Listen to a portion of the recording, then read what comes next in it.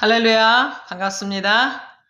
오늘 우리가 나눌 말씀은 사도행전 26장 18절의 말씀입니다. 그 눈을 뜨게 하여 어둠에서 빛으로 사탄의 권세에서 하나님께로 돌아오게 하고 죄 사함과 나를 믿어 거룩하게 된 무리 가운데서 기업을 얻게 하리라 하더이다. 아멘. 이 말씀은 사도 바울이 간증하는 거죠. 아그리빠 왕 앞에서 간증을 하고 있습니다. 본인이 이제 부르심을 받은 부분서부터 원래 예수 믿는 사람들을 박해하다가 왜 나를 박해하느냐 그래서 다메섹에서 예수님을 만난 다음에 이제 하나님의 사람으로 이제 사도가 되죠. 사도가 되면서 부활하신 예수님께서 바울을 부르신 목적이 무엇인가 하면 예수님의 증인 삼기 위해서 또 하나님의 종이 되게 하기 위해서 이제 바울을 부르십니다. 그 목적은 무엇이냐면 눈을 뜨게 한다. 또 어둠에서 빛으로 오게 한다. 사탄의 권세에서 하나님께로 돌아오게 한다. 또 죄사함을 받게 한다. 또 예수님을 믿어서 하나님을 믿어서 거룩하게 된 무리 가운데에서 기업을 얻게 하리라. 그죠? 이런 목적을 가지고 바울이 이제 하나님의 그 복음을 전하기 위해서 이제 로마 법에다 상소를 하는 바람에 이제 로마까지 가는 과정에서 그 지도자인 아그리빠 왕에게 그 자신의 그 복음을 축약해서, 그러니까 누가가 사실은 그 편집해서 사도행전에서 아주 짧게 그 핵심만 요약한 거라고 볼 수 있는데요. 이 본문에서 보면은 뭐 눈을 뜨게 해야 되고, 그죠? 사람들이 눈을 떴다고는 하지만 눈을 뜬 게 아니죠. 안 보이잖아요. 실제적으로 돈을 사랑하는 사람은 돈이 하나님보다 위에 있기 때문에 하나님을 사랑하기가 쉽지 않습니다. 저는 어느 쪽일까요? 눈을 떴다고 해서 눈을 뜬 것이 아니라 정말 그 영적인 눈, 진짜를 볼 수 있는 눈, 최상위 법정에서 자신을 변호할 수 있는 눈, 우리가 마지막으로 종국적으로 봐야 될 하나님 앞에서 그 기준에 맞춰서 우리가 살고 있는가, 그렇게 눈을 떴는가, 이게 굉장히 중요하고요. 어둠에 있죠. 어둠이 다 재해지고 빛으로 나가야 하는데 우리가 어둠에 있습니다. 아직까지는 정말 예를 들어서 100% 하나님이 내 안에 계시다면 제가 하나님을 얼마나 드러낼까요? 많이 누르고 10%만 해도 다행인데 글쎄요. 제 어둠이 하나님이 일하시게 하는 것을 방해하는지도 모르겠습니다. 그런 일이 많겠죠. 그 다음에 사탄의 권세에서 하나님께로 돌아오게 한다. 제가 요즘에 시리아 친구랑 한국어 공부를 하고 있는데요. 한국어를 가르치고 있는데 보통 아랍 사람들이 한 50% 이렇게 이제 크리스찬, 뭐 다른 종교도 있지만 이렇게 반씩 지구가 그렇더라도 굉장한 퍼센테이지로 각을 세우고 있죠. 대적하고 있잖아요. 문화도 많이 다르고 그들은 알라를 믿고 이제 우리는 하나님을 믿고 예수님을 믿고 하는데 사탄의 권세가 하나님께로 돌아온다는 거는요. 사탄의 권세가 그만큼 강력하다는 거예요. 우리에게 뭐라고 얘기합니까? 돈을 벌어라, 인기를 가져라, 권력을 가져라, 무슨 수를 써서라도 이제 성경까지 인용하죠. 아브라함을 봐라, 뭐 다윗을 봐라, 얼마나 부자였냐 이렇게. 그래서 그 과정을 생략하고 이제 이 세상에서 권력을 가져라 이렇게 얘기하지만 예수님은 뭐라고 얘기하냐면은 이제 간음하지 않아도, 그죠? 마음으로라도 생각한 게 간음한 것이고. 사랑하라, 이웃을 사랑하라, 이웃을 이렇게 억압하지 말고 사랑하라 이렇게 말씀하시죠. 다릅니다. 그 권세로 돌아가기가 쉽지 않죠. 그리고 죄사함, 예수님께서 피를 흘려서 우리가 흘려야 될 피를 예수님이 흘리셔서 우리를 구속하셔 주셨죠. 그 다음에 믿게 하시고, 믿는 게 기적이죠. 저도 제가 제주도에서 이렇게 좁은 기도실에서 기도하면서 또 성경 보면서 공부하면서 전도하면서 아이들 가르치고 또 이렇게 다른 교회 연결시켜주고 하는 걸 하다가 내가 조진경이는 이렇게 할 수 없는데 하나님이 하시는구나 그런 생각을 하거든요. 맞습니다. 하나님이 하시고 계시죠. 기적이 따로 없습니다. 저한테 이루시는 게 기적인데, 그쵸? 하나님을 믿어서 거룩하게 된 무리 가운데서 기업을 얻게 하신다. 이제 이것이 중요합니다. 이제 기업을 얻게 하신다는 건데요. 어떤 기업인가? 우리가 이제 유산을 받을 게 많으십니까?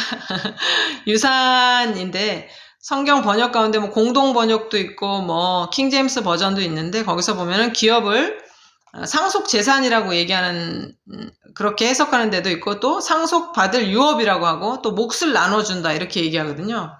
근데 우리가 이제 보면은 유형의 자산과 무형의 자산이 있어요, 기업 가운데는. 그런데 이제 유형의 것은 이제 땅을 준다, 그죠? 아브라함이 가나안 땅을 얻기까지 뭐 작은 막벨라 굴 하나 처음에 받았습니다만은 어쨌든 하나님께서 복을 주시면서 7가지 복을 주시면서 너는 복의 근원이 된다. 너를 통해서 사람들이 복을 받는다. 저주하는 자는 저주받고 축복하는 자는 축복받는다. 이런 여러 가지 복을 주시죠. 그러면서 땅의 기업을 주십니다. 그리고 이제 좀 더 나가서 어떤 기업이냐. 우리가 이제 하나님의 자녀가 되지 않았습니까? 그러면은, 이스라엘이 야곱이잖아요. 야곱이 축복할 때 어떤 축복을 하냐면은, 땅의 기름진 복과 하늘의 신령한 복을 받아라. 이제 이런 얘기를 하시거든요. 그러면은, 땅의 복과 하늘의 복은 무엇인가를 생각하게 됩니다.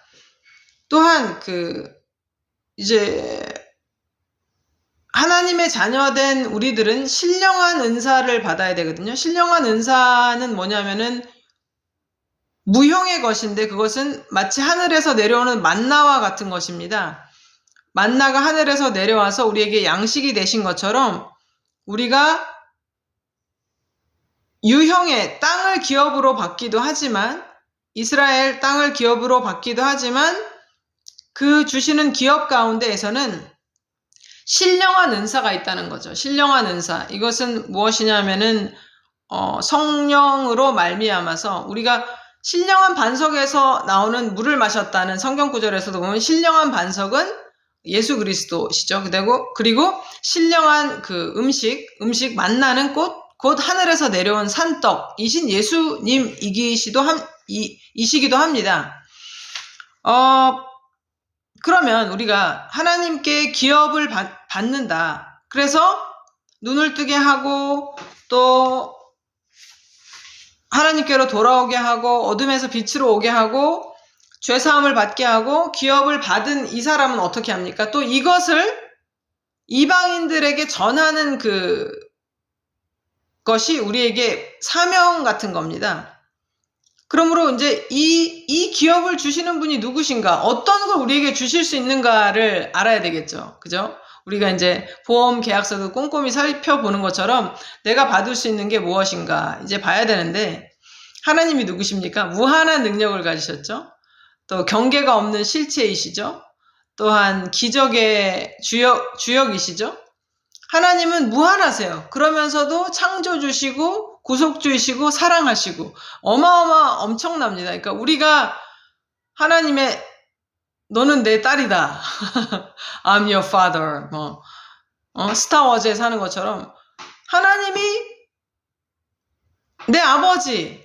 조진경 너는 내 딸이야. 이거 어마어마한 거죠. 그 재벌가의 딸이 되는 것보다 더 놀라운 축복인데 눈에 보이지 않으니 눈이 가려졌으니 알게 뭡니까? 그죠? 그것보다는 일단 땅부터 주십시오. 이런 게 이제 우리 심정인데 하늘에서 그 눈과 귀가 막혀서 안 보이고 안 들리고 마음이 닫혀서 하나님이 하시는 거는 좀 약간 뒷전인 거예요. 당장 내 앞에 이루어져야 할 그 복이 먼저인 거죠. 먹을 거, 입을 거, 잘 거. 하지 말라는 건 우리가 계속 구합니다. 그런데 그들도 기업을 받게 하라. 이것은 무엇이냐면은 오병이어 같은 거죠. 그러니까 내가 도시락 하나가 있어요. 그런데 내가 먹었어요. 그 나눠줬어요. 그럼 이게 5,000명이 먹은 것처럼 내가 하나님의 기업을 받았으니까 나만 받으면 땡, 이게 아니라 내가 받은 기업을 그들도 받게 할 수 있는 것이, 이게 진짜 기적이죠. 그죠? 나까지 복 주고 끝. 다음 기회. 이것이 아니라요. 제가 복을 받고 증인이 돼서 어둠에서 빛으로 눈을 떠서 하나님을 알게 돼서 하나님의 기업을 유산으로 받는 것과 동시에 이것의 증인이 되어서 또 그들에게, 어둠 가운데 있는 분들에게, 눈이 감긴 사람에게, 또 죄사함의 그 고통을 받고, 죄사함 받지 못해 고통받고 있는 분들에게, 하나님의 나라의 자녀된 그 본분을 알지 못하는 사람들에게 이것을 전하는 것이 이제 우리의, 또 사울의 하나님 자녀된 것에 자녀된 삶이죠. 그러니까 하나님의 나라에 갈 때까지 우리의 삶은 어두움의 옷을 벗고 빛으로 옷을 입고, 그 다음에 이제 감추어진 그 신령한 만나, 그죠? 왜 보화가 감추어져 있을까요? 이사야서에 보면은 감추어 놔서 이 사람들이 알지 못하게 쉽게 찾아서, 이렇게 마치 누군가가 돈을 주어서 성령을 받게 해달라고 한 사람이 있어요. 그 신약 성경에. 그런 것처럼 쉽게 그 감추어진 보화를 찾아내지 못하도록 감추어져 있어요. 하나님의 그 신비로운 것은 영의 세계가 감추어져 있기 때문에 참으로 기도하고 또 하나님이 알려주시고 영으로 이것이 가능한 거거든요. 우리가 영적인, 하나님께서 우리에게 영을 불어 넣어 주셨기 때문에 우리는 당연히 육체를 가졌지만 이건 다 썩어요. 그러나 영적인 존재죠. 우리가 영원할 수 있는 것. 그래서 우리가 영원에 투자할 수 있는 것이거든요. 그러므로 우리는 어떻게 됩니까? 이 복을 받은 하나님의 기업을 유산으로 받아서 또 이것을 누릴 뿐만 아니라 이것을 전하는 역할을 감당할 때, 먼저는 저는 그래요. 그러니까 우리가 아버지라고 부르고 하나님이라고 부르는 분과의 관계가 얼마나 긴밀한가, 그리고 내 아버지를 내가 잘 알고 있는가, 여기서부터 우리가 좀 다시 시작해야 되지 않을까? 그런 생각을 합니다. 우리가 이만큼 믿었으니까 많이 믿었다, 이만큼 기도했어요. 아니요, 기도가 잘못되는 경우도 있거든요. 결국은 우리가 하나님과 하나가 되고 하나님이 원하시는 것을 나도 원해야 되는데 그 코드가 맞지 않는 경우가 많단 말입니다. 그래서 우리가 믿는 것이 힘들고 예배와 기도가 힘든데, 사실은 주와 같이 길 가는 것은 즐거운 일이고 하나님과의 관계를 끈끈이 하는 것이 정말 중요한 것이거든요. 그러므로 이 말씀을 붙들고서 내가 정말 그 기업을 받게 타당한 사람인가? 하나님께서 나에게 주실 유업은 무엇인가를 생각하면서 또 하나님과 깊은 교제 가운데 5월을 만끽하시는 성도님들 되시기 바랍니다. 할렐루야.